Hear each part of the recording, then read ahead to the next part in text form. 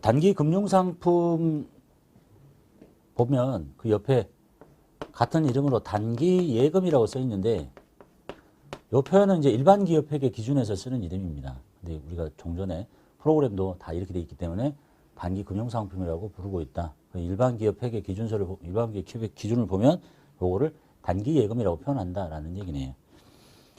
자, 단기 예금은 금융기관이 취급하는 정기 예금, 정기 적금 뭐 이런 거 다 아시죠? 그다음에 기타 정형화된 상품 등으로 단기적 자금 운용 목적으로 갖고 있거나 만기가 보고기간 종료로부터 1년 이내에 도래하는 것은 단기 금융상품이라고 하시고, 만기가 똑같이 생겼는데 만기가 굉장히 길어. 보고기간 종료로부터 1년 이후야. 그러면 장기 금융상품이라고 하시면 됩니다. 이렇게 비유동 자산에 있고요. 자, 그리고 이들 금융상품 중에서 사용이 제한돼 있으면 제한돼 있는 예금에 대해서는 그 내용을 주석으로 알려주세요 라고 돼 있는데, 주석은 뭐냐면 재무상태표 뭐 손익계산서 본문에다가 내용물이 이렇게 있을 거 아니에요. 여기다 이렇게 다는 거야. 원래 책에도 이렇게 주석 각주라고 달리잖아. 책에는 뭐 이렇게 좀 쑥 본문에 넣기 싫으면 주석 달아서 뭐 2번 이렇게 본문에 이렇게 넣을 수도 있고, 내용이 많으면 이 재무상태표 뭐 손익계산 이거 아닌 별도의 종이에다가 자 1번 이렇게 해서 저 자산은 사용이 제한되어 있습니다 라고 뭐 2번 쟤는 뭡니다 이렇게 써주는 걸 보고 주석이라고 합니다. 주석. 주석은 재무제표의 일부예요. 주석과 비슷한 말이 주기라고 있거든요. 주기. 주기는 재무제표 본문에 이렇게 괄호 열고 어떤 숫자를 쓰는 거. 예전에 재무상태표에는 당기순이익이 안 보이니까 재무상태표에 당기순이익이 얼마입니다라고 이렇게 써주기 위해서 괄호 열고 썼던 적이 있어요. 이거 보고 주기라고 해요. 이건 재무제표가 아니에요. 주석은 재무제표의 일부분입니다. 사용이 제한된 것은 주석으로 알려달라고 돼 있고, 그러면 사용이 제한된 게 뭐냐라고 이제 쭉 써 있죠. 사용이 제한된 예금을 보시면 차입금에 대한 담보로 제공된 예금. 그러니까 여기에 이제 무슨 예금이 하나 있는데, 차입금 남한테 돈을 빌리는데 뭐 금융기관 돈을 빌리는데 이 예금 통장을 담보 잡히려는 거야. 그럼 이제 그 돈 갚기 전까지는 이게 사용을 자기 마음대로 돈을 빼낼 수 없잖아요. 그럼 정보 이용자들한테 유용한 정보를 주려면 예금이 1억 있는데요. 주석 달아가지고 이걸 무슨 은행에 무슨 일이 생겨서 차입을 해가지고 담보 잡혀 있습니다. 몇 년간은 못 빼갑니다. 뭐 이렇게 알려달라는 얘기고. 그다음에 당좌거래 개설 보증금. 당좌거래를 시작할 때 먼저 해야 되는 게 개설 보증금을 납부해야 된다고 그랬거든요. 그러니까 당좌거래를 하려면 그냥 통장에다 돈 넣고 바로 시작하는 게 아니라 그 이전에 은행에서 나중에 이 당좌거래를 정산하기 위해서 필요한 담보로 보증금을 납부하도록 합니다. 그러니까 일단 돈 내고 당좌 개설 보증금을 낼 때는 뒤에 이제 배우실 거예요. 특정 현금과 예금이라는 이름을 쓰는데 뒤에 가서 배우실 거고, 이거는 당좌 거래가 끝나기 전까지는 마음대로 못 갖다 쓰는 거니까 주석으로 알려달라는 얘기고, 지금 이건 시험과 상관없고 그냥 읽어보시라는 얘기예요. 금융기관에서 기업에게 돈을 대출해 줄 때 대출액의 일정 비율만큼을 대출 기간 중에 예금을 들게 하거나 적금을 들게 하는 거, 이걸 보고 양거내금이라고 하고 일명 꺾기라고 하는 겁니다. 지금은 이런 관행들이 없어졌는데 이런 거죠. 금융기관에서 돈을 1억을 빌리려고 해요. 그럼 이제 1억을 빌리는데 당연히 뭐 담보 다 제공했겠지. 그러니까 빌려주겠지. 그런데 빌려주면서 저희도 좀 실적을 쌓아야 되겠으니까 1년 빌리시겠다고요? 그러면 1년 동안 적금을 드세요. 꼬박꼬박 100만 원씩 이렇게. 그러면 빌려드릴게요. 또는 뭐 예금을 들어놓으세요. 1년 동안 1000만 원. 그럼 결국은 돈은 1억을 빌렸는데 1000만 원이 딱 묶이는 거잖아요. 그래서 이제 꺾기라고 하는 거죠. 금융기관의 일종의 안 좋은 습관이죠. 그래서 요즘에 그런 건 없는 것 같고, 요즘에 이제 자금을 빌리려고 하면 은행에서는 뭐 보험 하나 들어주세요. 아니면 뭐 전 직원 신용카드 하나씩 만들어주세요. 우리 은행 걸로. 그 다음에 뭐 급여 이체 통장을 우리 은행으로 해주세요. 뭐 이렇게 하는 거죠. 뭐 이런 것들이 있더래요. 자, 그래서 이제 정기 예금부터 갈게요. 정기 예금 모르는 분 없겠죠. 정기적으로 꼬박꼬박 규칙적으로 돈을 납부하는 거야. 월 10만 원씩 이렇게. 월 100만 원씩 이렇게. 금융기관이 취급하는 정기 예금, 정기 적금으로서 보고기간 종료로부터 만기가 1년 이내에 도래하는 거. 이거는 꼬박꼬박 규칙적으로 돈을 납부하는 거고, 그럼 얘는 적금이라는 건 뭐예요? 나 말 잘못했다. 거꾸로 해. 정기 적금이 꼬박꼬박 이렇게 내는 거고 정기 예금은 뭐죠? 한번 집어넣었다가 저는 한번 돈 집어넣었죠. 그러면 6개월간 안 찾아갈게요. 이렇게. 그러니까 이제 이자가 센 거죠.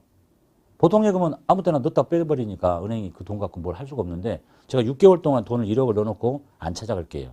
그럼 6개월 동안 이제 은행이 마음대로 쓰는 거죠. 정기 예금. 적금은 꼬박꼬박 내코 해서 제가 뭐 6개월 동안 이렇게 적금을 들게요. 보고기간 종료로부터 1년 이내니까 지금 여기 와 있는 거예요. 여기에. 그러니까 정기 예금이라면 종료로부터 1년 이내짜리. 적금도 1년 이내짜리. 이것이 기간이 엄청 길어서 보고기간 또 1년 이후인 뭐 3년 만기짜리 예금을 들었다. 그러면 여기 들어오면 안 되지. 일단 유동성이 뚝 떨어지니까 이쪽에 가서 찾아봐야 된다는 얘기입니다. 장기 금융상품 쪽에 가서. 정기 예금하고 적금은 모르시는 분은 없겠고. 자, 그다음 사례 볼게요. 신한은행에 정기 예금이 있는데 가입했어요. 만기가 6개월짜리래. 단기간이라는 얘기겠죠. 보통 예금 계좌에서 나가요. 자, 정기 예금에 돈 넣었잖아요. 정기 예금 금액이 얼마냐면 50만 원. 돈 나갔죠? 어디서 나왔냐면 보통 예금에서 나갔네요. 보통 예금 짧게 쓸게요. 50만 원. 이렇게 생기는 거예요. 정기 예금 또는 뭐 정기 적금. 이렇게 생기면 이제 언제 없어지겠지. 때가 되면 이게 이렇게 빠지고 없어지는 거 아니에요? 정기 예금이 만기가 돼서 원금과 이자를 통장으로 받아요. 근데 보통 예금 통장에 돈이 원금 50과 이자 2만 원이 같이 들어옵니다. 그러려고 예금 든 거 아니야. 정기 예금 생길 때 왼쪽에 있으니까 이제 빼내요. 만기가 됐으니까 더 이상 내 자산이 아니지. 돈 받았잖아. 50만 원 빼고 벌어진 이 차이 지금 6개월을 예금을 들어서 돈을 추가로 더 받는 거죠. 이걸 뭐라고 하겠어요? 이자 수익이라고 합니다. 이자 수익, 영업의 수익. 이렇게 생겼다가 이렇게 없어지면서 이자가 생기고 끝나게 됩니다. 뭐 회계 처리가 어려운 건 없고. 정기 적금이라면 똑같겠죠. 적금 들었다. 그럼 여기 이제 이름만 정기 적금. 50만 원씩 꼬박꼬박 넣는다. 그러면 계속 정기 적금 50만 원. 이 회계처리 계속 반복되겠죠. 그래서 다 끝나가지고 적금이 해지가 됐다. 그러면 이 정기 적금을 통째로 싹 빼고 돈 들어오고 그 벌어진 차이만큼이 이자가 될 것이고 이렇게 상황은 똑같습니다. 자, 그 다음에 기타 단기 금융상품 볼게요. 금융기관이 취급하는 기타의 정형화된 상품. 지금 이제 금융기관이 취급하는 정기예금하고 정기적금은 사업을 하지 않은 사람도 다 알 수 있는 건데 이거 말고도 어떤 정형화된 상품, 우리가 흔히 볼 수는 없지만 이런 상품인데 만기가 보고기간 종료일부터 1년 이내에 도래해요. 그러니까 당좌자산이겠죠. 자, 그것들의 내용물을 보면 기업어음도 있고 어음관리구자도 있고 양도성 예금증서도 있고 환매체도 있고 표지어음도 있고 기업금전신탁도 있습니다. 간단하게 밑에 용어 정리를 해드렸죠. 우리가 이걸 알아야 되는 거 아니고 중요한 거는 지금 여기에 있는 걸 잘 보면 여기서 뭐 하나 보이시죠? 환매체 보이죠? 환매체 원래 여기 있는 애야. 여기에 내 앞에 설명드린 적 있죠? 이게 환매체인데 기간이 엄청 짧아. 언제부터? 취득한 날로부터 여기 지금 보고기간 종료로부터 1년 이내짜리인데 얘는 취득일로부터 3개월 이내야. 너무 빠르지? 그러니까 여기 있는 거를 이쪽으로 뜯어서 옮기라고 그랬어요. 이름은 현금성 자산으로. 그 얘기 기억나시죠? 그래서 정기예금하고 정기적금 묶어서 뭐 정기예적금 이렇게 부를 수도 있고 별로 그다지 중요한 건 없습니다. 6번째, 정기예금 가입했습니다. 6개월짜리 현금이 정기예금에 가입하고 현금을 입금시켰습니다. 즉 현금이 나갔다는 얘기겠죠. 100만 원. 그래가지고 정기예금 통장에 돈이 들어갔다는 얘기네요. 정기예금. 7번. 거래은행인 신한은행에 1월분 정기적금을 예금하기 위해서 보통예금에서 대체 입금했다. 즉 보통예금에서 돈이 빠져나가가지고 어디로 들어갔다? 정기적금으로 들어갔다는 얘기네요. 정기적금.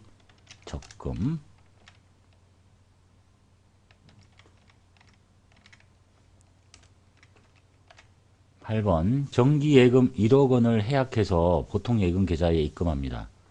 정기예금이 깨지고 통장에 돈 들어왔다. 단 수입 이자도 함께 입금이 됩니다. 일단 정기예금을 없애버릴게요. 정기예금 1억짜리를 없애고 돈은 보통예금 통장에 1억만 들어오는 게 아니라 이자까지 같이 들어왔어요. 1억 200 벌어진 차이는 이자 수익이라고 하시면 되겠죠.